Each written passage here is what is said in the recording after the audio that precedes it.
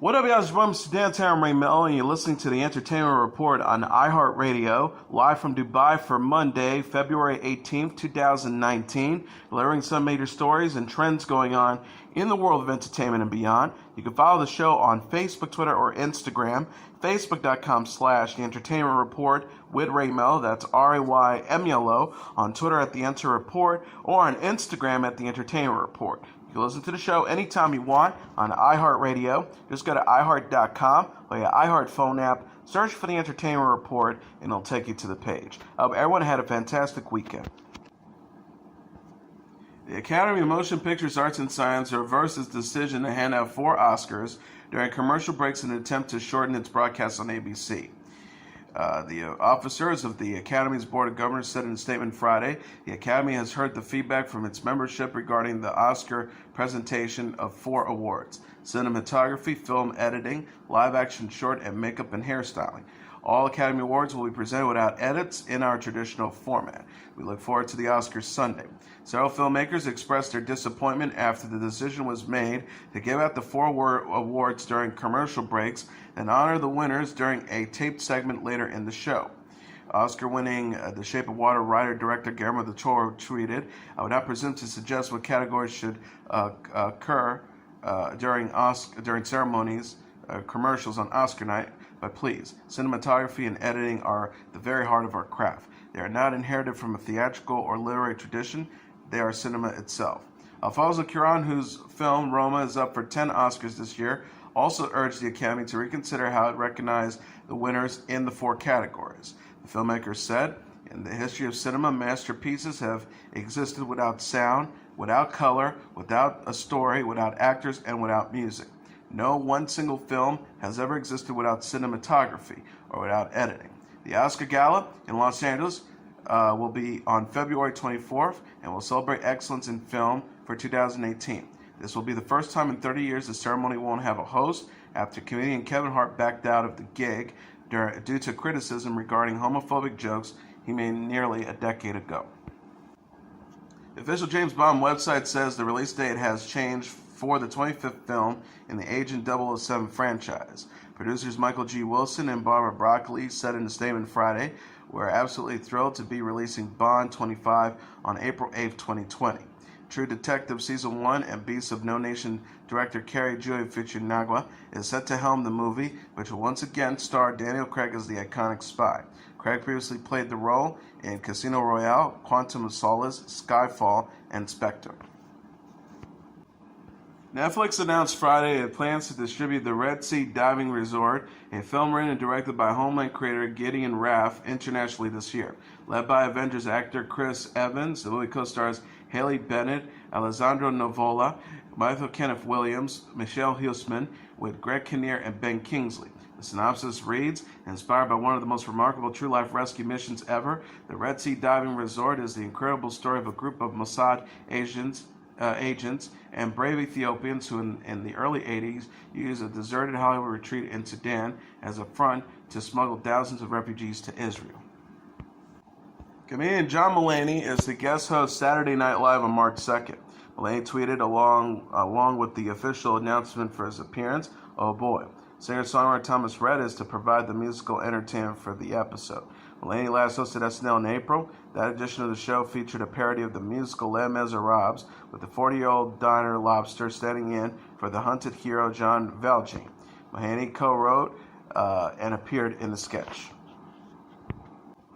The Sopranos and Goodfellas alum Lorraine Bracco is to co-star in the BBC's new 4-part comedy Jerk. Tom Renko will play a man with cerebral palsy, and Bracco will play his mother. Renko is best known for his work in the TV series Bobby and Harry Got Married. He is also a co-writer on Jerk alongside Sean Pye and Stu Richards. Bracco said in a statement, "It was such a pleasure getting to work with the uniquely, hilariously talented that is Tim Rickno. It was a treasure to experience Tim's world with him. I felt so lucky." No premiere date has been announced yet. Netflix announced it renewed Alexa and Katie, its sitcom starring Paris Burleck and Isabel May, for a 16-episode 3rd season. Returning cast members include Paris Burleck, Isabel May, Tiffany Thiessen, Eddie Shin, Jolie Jenkins, Anne Marie Kelly, Finn Carr, and Jack Griffo. Thiessen wrote in an Instagram post Friday, "I could not be more excited to play this wonderful character for another season, and I am even more thrilled that it means another year hanging with some of the best cast and crew around. Season 3 of At Alexa and Katie is happening, my friends. Woohoo." The show is about lifelong friends whose journey through the challenges of high school are complicated by Alexa's battle with cancer. Synopsis from the streaming service says. Series creator Heather Wardham will continue to serve as the show's executive producer in Season 3. 3 people attending a performance of Hamilton in San Francisco were injured when they left the theater in panic, incorrectly assuming there was a shooting. Instead, commotion ensued when a woman had a medical emergency during a scene in which founding father Alexander Hamilton is shot on stage. An automatic internal defibrillator was pulled, resulting in an alarm being triggered by the San Francisco Fire Department, posted on Twitter. San Francisco police officer Joseph Tomlinson told USA Today a woman had some type of medical emergency. At the same time, there was gunfire during the performance at Hamilton, and the audience connected the two and started self-evacuating. People were frantically piling out of the Orpheum Theater as armed officers responded to the scene. Also, the Hamilton cast evacuated. The fire department said the incident was not an intentional act. The person who required a AED had a return of pulse with CPR and paramedics and remained in critical condition at a hospital, the fire department said. 1 person had a broken leg and 2 had moderate injuries. The cast return prompted a round of applause, but the play did not resume. The producers of Hamilton and Shortstein Hay Nederlander, the theatrical entertainment company in the Bay Area, invited the audience members to return to see Hamilton in a future show. SHN posted on Twitter, uncertainty in the auditorium about a medical emergency taking place near the end of the show spread quickly and prompted the upset. Along with SHN, the owners of the Orpheum, we remain dedicated to protect the safety of our audiences and our own company members in every city where Hamilton plays. Many patrons criticized the lack of protocol insistence during the incident. Laura Nazier tweeted, "I was in the balcony with my 6 and 9-year-old. There was absolutely no announcement. There was mass chaos and absolutely no support and direction from SHN staff. Extremely disappointed in how the event was handled." Anna Galea, another audience member, tweeted, "Disappointed and frustrated for going through hell on a night that was meant to be amazing because of the lack of protocol and organization." Bruno Ganz, a Swiss actor known for playing roles ranging from an angel to Hitler, has died, his agent says. Ganz died Friday at his home in Zurich at the age of 77 of colon cancer.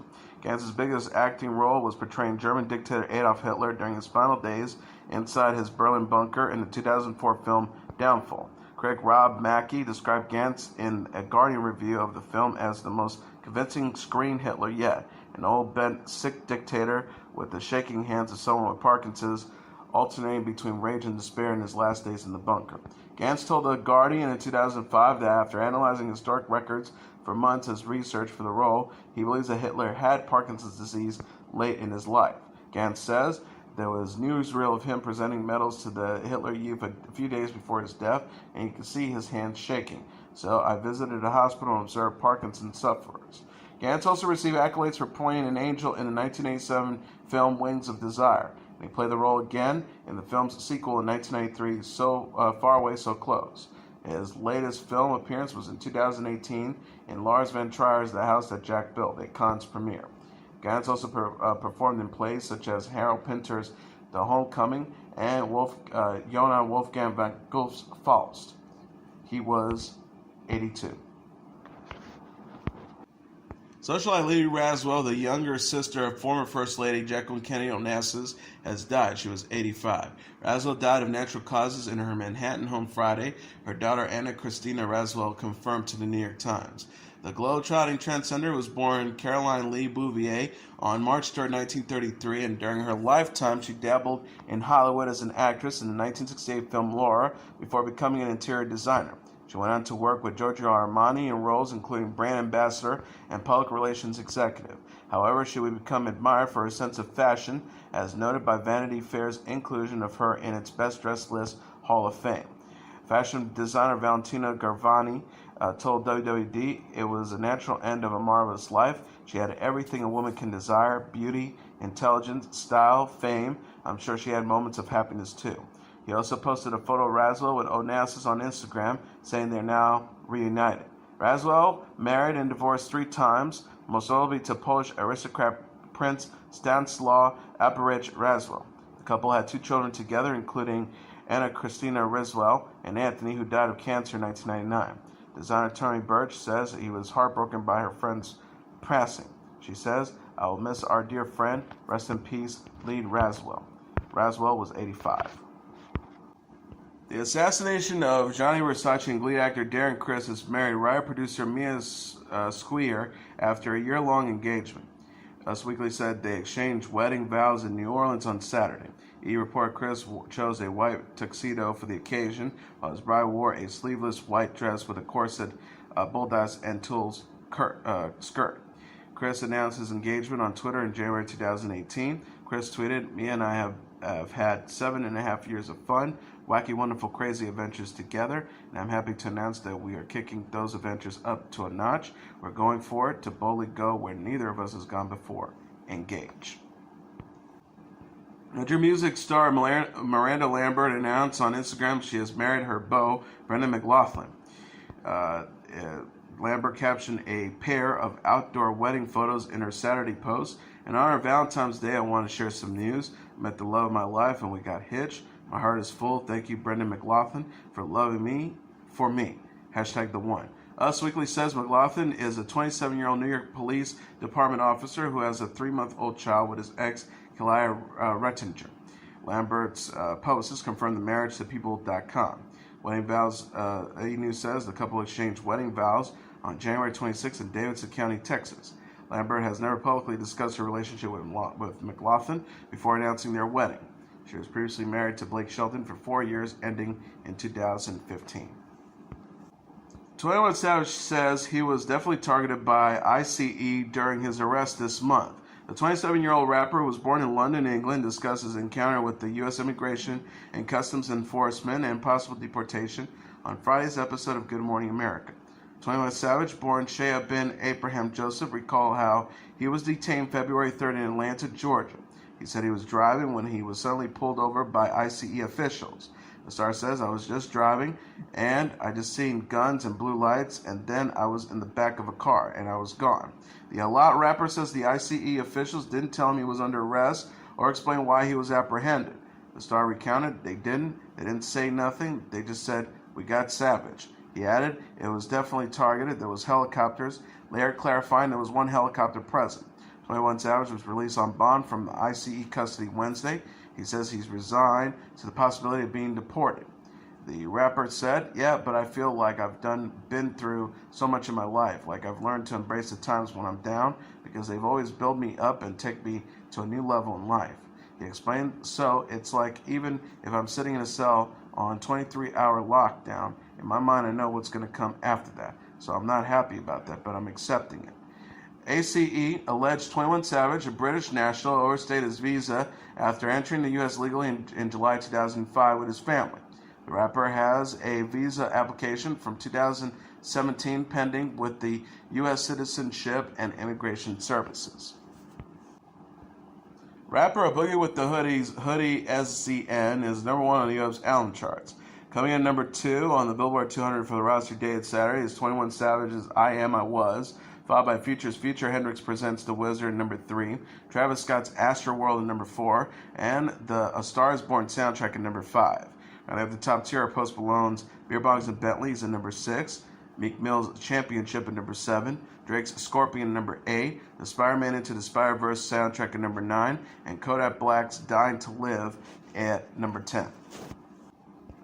The Robert Rodriguez James Cameron collaboration Alita Battle Angel is the number 1 movie in North America this weekend, earning $27.8 million in receipts, box office Mojo.com announced Sunday. Coming in number 2 is the Lego Movie, the second part with $21.2 million, followed by Isn't It Romantic at number 3 with $14.2 million, What Men Want at number 4 with $10.9 million, and Happy Death Day to You at number 5 with $9.8 million. Rounding up the top tier are Cold Pursuit at number 6 with $6 million, The Upside at number 7 with $5.6 million, Glass at number 8 with $3.9 million, The Prodigy at number 9 with $3.2 million, and Green Book at number 10 with $2.8 million. And that is your entertainment report for Monday, February 18th, 2019. I'm your host, Mr. Downtown Ray Melo. I'll be back tomorrow to deliver some major stories and trends going on in the world of entertainment and beyond. You can follow the show on Facebook, Twitter, or Instagram. Facebook.com/The Entertainment Report with Ray Melo. That's RAYMELO. On Twitter at The Enter Report, or on Instagram at The Entertainment Report. You can listen to this episode or any previous episodes of The Entertainment Report anytime you want on iHeartRadio. Just go to iHeart.com or your iHeart phone app, search for The Entertainment Report, and it'll take you to the page. Good night, and God bless you all.